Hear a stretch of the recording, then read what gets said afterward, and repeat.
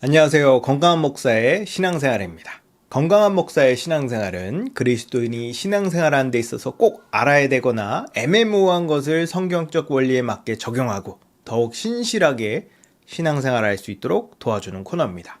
이 영상을 통해서 더욱 건강한 신앙생활하게 되길 바랍니다. 최근에 유명 연예인들이 마약에 손을 대서 출국 금지당하고 경찰에 출석하는 뉴스가 많이 나왔어요. 저희 같은 평범한 사람들은 왜 유아인이나 이선균, 지드래곤, 일단 지드래곤은 혐의를 부인하고 있으니까 지켜봐야겠죠. 아무튼 이런 탑 배우, 탑 가수들이 뭐가 아쉽고 뭐가 부족해서 마약에 손을 댈까 이해가 안 되는 사람들이 많을 겁니다. 근데 저는 이런 사람들이 마약에 손대는 이유를 어떤 면으로는 알 것 같아요. 왜 이렇게 남부러울 것 없을 사람들이 이 마약에 손을 대는지 제 개인적인 의견과 그에 대한 성경적인 대안을 이야기하도록 하겠습니다.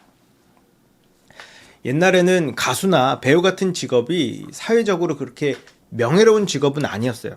그러나 미디어가 발달하고 다양한 오락거리가 많아진 오늘날 연예인만큼 돈을 많이 벌고 사람들에게 추앙받는 직업은 아마 스포츠 스타 또는 정치인 말곤 없을 거라고 생각이 듭니다. 제 주변에 그렇게 유명한 연예인이 없어서 실제로 연예인이 어떤 삶을 살고 있는지 자세히는 모르겠어요. 사람마다 연예인마다 삶의 모습이 다 다르겠죠. 그러나 여기저기서 들은 바에 의하면 일반적으로 연예인이란 직업 자체가 참 외롭고 불안한 직업이란 생각이 듭니다. 연예인이란 직업은 그 어떤 직업보다 진입 장벽이 높은 직업이에요. 하지만 어떻게 해서 겨우 연예인이 된다 하더라도 대중에게 인기를 얻지 못하면 한없이 초라해지고 외면당하는 게 연예인입니다. 제가 몇 년 전에 음식점에서 아르바이트를 할 때 아직 데뷔하지 못한 가수 지망생들이 가게에 와서 종종 샐러드를 사 먹었었어요. 근데 어느 날 자기들이 데뷔했다면서 선물로 음악 CD를 탁 주고 가더라고요. 유튜브로 검색하니까 뮤직비디오도 있고 실제로 음악방송에 출연도 했어. 그때는 되게 신기했는데 그 이후 한 번도 그 그룹을 본 적이 없습니다. 이제 그 그룹의 이름조차 지금 기억이 안 나요. 이렇게 극소수 중에 극소수만이 성공하는 세계가 연예계입니다. 그 중에서도 유아인, 이성균, 지드래곤은 가장 성공한 연예인이죠. 대단한 겁니다. 근데 성공한 만큼 잃는 것도 많은 게 연예인인 것 같아요. 어떤 사건에 잘못 휘말리거나 말이라도 잘못 뻥끗하면 모든 것을 다 잃어버릴 수 있습니다. 그만큼 평소에도 이미지 관리에 힘쓰고 그만큼 조심해야 돼요. 사생활도 거의 보장을 못 받습니다. 어디 잠깐 밖에 나서기만 해도 사람들이 핸드폰으로 사진 찍고 실시간으로 SNS에 올리죠. 어떤 사람은 이렇게 한번 잘못하면 나락으로 떨어질 수 있고 누구보다 쉽게 사생활이 노출될 수 있는데 왜 생각 없이 마약을 하냐라고 생각합니다. 그렇죠. 걸리면 나락될 걸 뻔히 알면서 왜 위험하게 마약을 하는 걸까요? 제가 봤을 때 마약을 하는 사람들을 보면 양극단에 있는 사람들이 많습니다. 예를 들면 깡패, 건달, 도박하는 사람, 유흥업 종사자, 노숙자 등등 사회에 잘 융화되지 못하고 적응하지 못한 사람들이 마약을 하는 경우가 많은 것 같아요.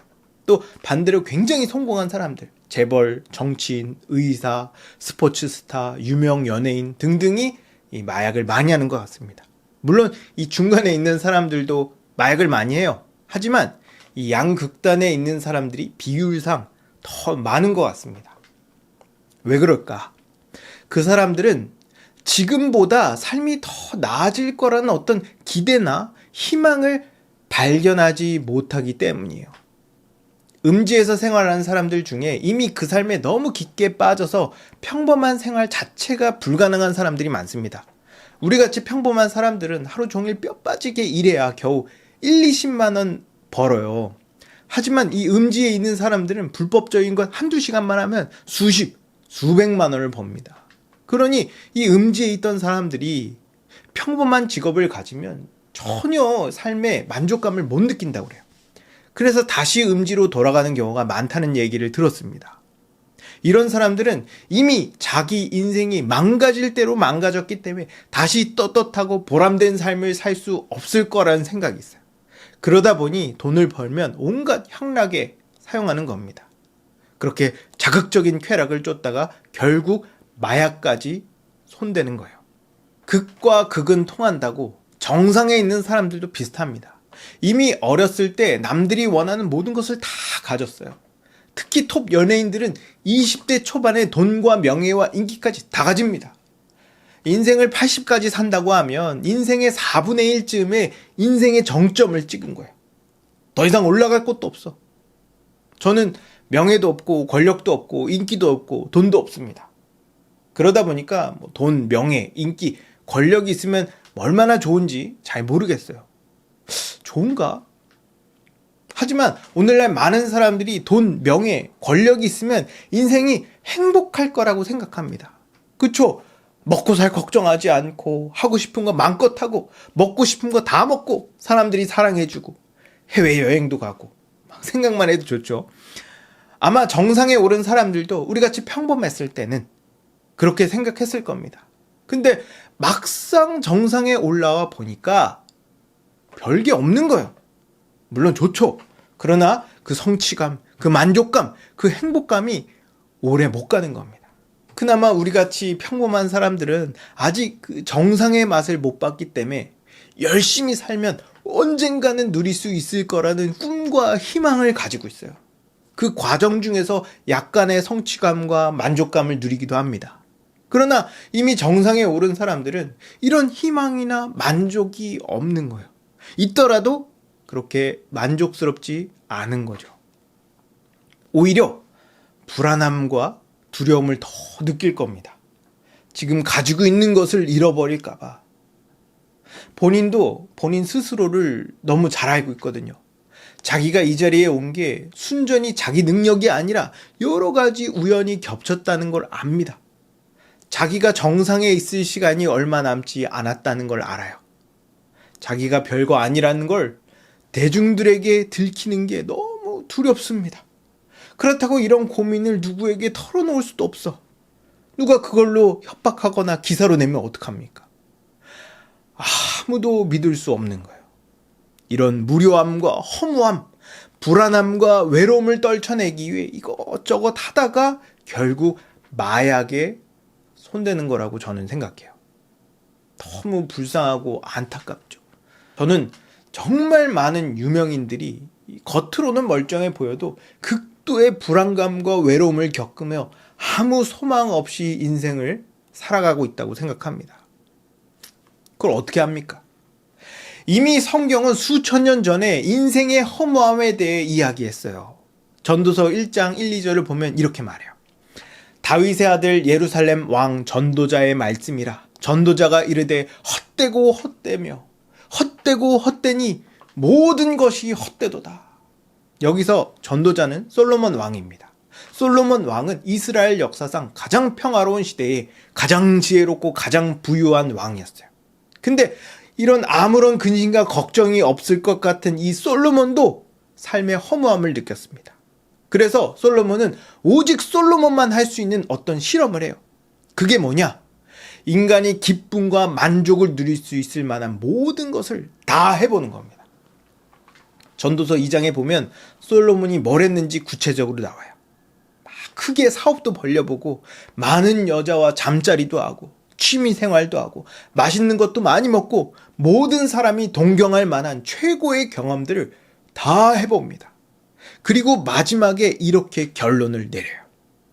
내 손으로 성취한 모든 일과 이루려고 애쓴 나의 수고를 뒤돌아보니 참으로 세상의 모든 것이 헛되고 마치 바람을 잡으려는 것과 같고 아무런 보람도 없구나. 성경이 우리에게 주는 메시지는 분명합니다. 이 세상의 어떤 것도 우리에게 참된 만족을 가져다 줄 수 없다. 이성균이나 유아인처럼 정상을 차지한 사람들은 이 진리를 더 분명하게 경험한 겁니다. 우리같이 중간에 있는 사람들은 아직 거기까지 경험을 못했기 때문에 더 올라가면 행복할 거라고 생각하는데 그건 우리의 착각이에요. 그래서 우리를 포함한 모든 사람들은 더 늦기 전에 이 성경의 교훈을 빨리 깨우쳐야 됩니다.